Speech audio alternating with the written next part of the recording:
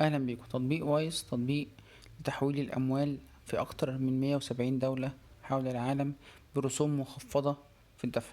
تطبيق محمله 5 مليون مستخدم. تطبيق بينقل الفلوس بسرعة كويسة جدا. مفيش مصاريف تحويل كتيرة.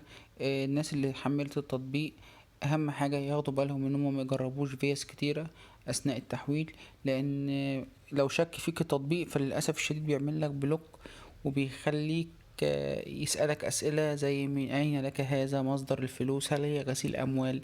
في حاجات كتيرة ممكن تاخد بالك منها لو انت بتتعامل مع وايس أو أي تطبيق عشان تحول الأموال في شغل.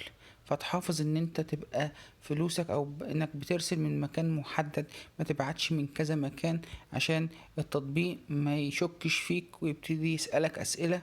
هتبعت لمين؟ هتبعت له ليه؟ هتبعت له عشان مصاريف يعني إعانة، ولا في شغل بينكم؟